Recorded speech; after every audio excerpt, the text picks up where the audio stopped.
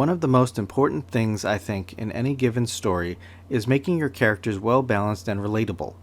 At its core, the primary job of any narrative is to take the reader on a journey, and if the author expects you to want to be with these characters for 10, 20, or 50 chapters, then they have to be both compelling and dynamic enough that you want to spend time with them for however long the story goes. Now, what I mean by that, in the most basic sense, is that your characters have to be someone that encourages the reader to care about them, because if they don't make that emotional connection, then they're not going to want to follow them for however long it takes to see their journey through. Although I'm sure most people are familiar with the idea of balance, it may not be quite so clear when thinking about character development. The best way I've heard it described was from Joss Whedon's Dollhouse, and if you've ever watched any of Joss's work, which I highly recommend by the way, Joss is a master at character development and dialogue. In the pilot episode Ghost, Topher states, "You see someone running incredibly fast. The first thing you gotta ask is, are they running from something, or are they running to something? The answer is always both. These personality imprints, they come from scans of real people. I can create amalgams of those personalities, pieces from here or there, but it's not a greatest hits, it's a whole person. Achievement is balanced by fault, by a lack. You can't have one without the other." And that's it in a nutshell. You've heard the saying, nobody's perfect. Well, this is especially true when it comes to creating realistic, believable characters. It doesn't matter if you're the newest rookie or the best in your field, either way, there are going to be both assets and flaws. Whenever you're creating a character, it's important to focus on more than just what they look like or what role they fill in the story. I find the most believable antagonists to be the ones who have motivations I can understand. Now, this does not mean that they're justified in whatever it is that they do, but the key point to understand is the fact that they view their actions as within reason based on their point of view. Now, as I've said before, the stories we consume as children are fairly basic, with good and evil being as far as it goes. But once we reach a certain level, our stories and the people inside them become more complex. If you know me, you know that personally I dislike the terms hero and villain because of the connotations involved, preferring instead to use protagonist and antagonist. The difference here is that protagonist and antagonist simply refers to two opposing forces competing for conflicting goals.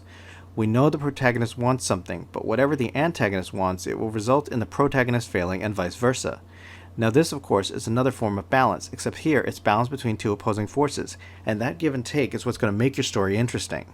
Now how they relate to each other in proportion is up to the creative team, but it's important that both sides represent a threat to the other, at least to the point where the reader doesn't immediately ask why one side doesn't crush the other. Conversely, you also need to make sure they are taking opportunities when provided.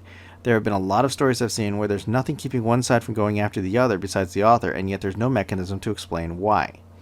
Take cartoons, for example, where the hero and villain live in clearly defined places. They each know where the other is, but for whatever reason, most of the time, one side waits for the other to act before doing anything about it. And in the case of the bad guys being able to go anywhere they want, for some reason they continue to attack the same place. Now this is not a problem for stories aimed towards younger audiences, but it is when dealing with consumers capable of providing a critical analysis of what they consume. Balance in stories is always about move and counter-move, and it's that give and take that when done well makes a story compelling to the audience. Taken in terms of personality, people are a mix of assets and flaws, just like I mentioned earlier. Now what does that mean in terms of how they behave? Well, let's take a look at my characters Ethan and Rhodes.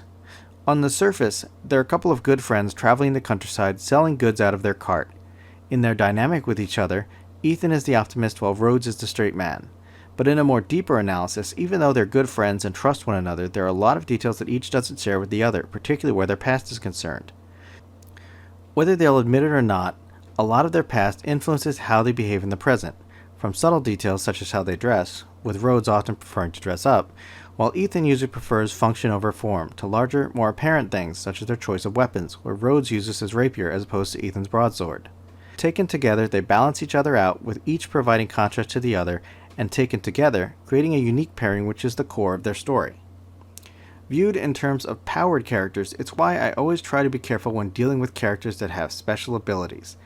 Balance is especially important, as giving a character too much power can serve to work against you if you don't balance that against other limiting factors.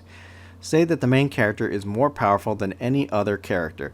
This begs the question, why is there a crisis at all if they can simply solve it with a snap of their fingers? The flip side of that is, whatever power you give them, it's important that there be something to counter it so that your character is not simply overpowered from the start. Say they've got the ability to teleport. You might balance that by providing range limits, or limits on how much they can teleport, or maybe in terms of behavioral limits. They might be afraid to teleport someplace they haven't been before.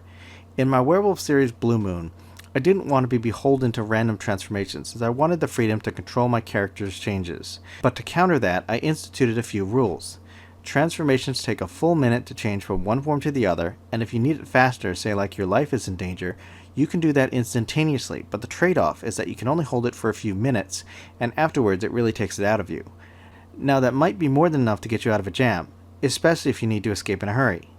Additionally, I'd included the caveat that if you stay outside for too long in moonlight, you eventually feel the urge to allow the transformation, known in-universe as the lunar kiss.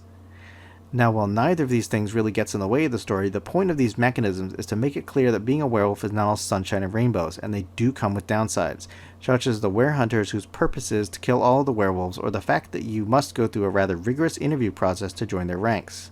All of these things put together help to create a balanced and complex universe designed to provide a believable and plausible setting for the story. For the most part, balance comes with experience, so the next time you look at a character, think about the checks and balances that exist in the world to add to its complexity, and maybe it'll provide some new insight you hadn't considered before. Thanks for watching, and if you liked it, click the subscribe button and leave a comment below. You can also find me on Twitter and a few other places on the web, or support me via Patreon or Ko-fi. Zebra hugs!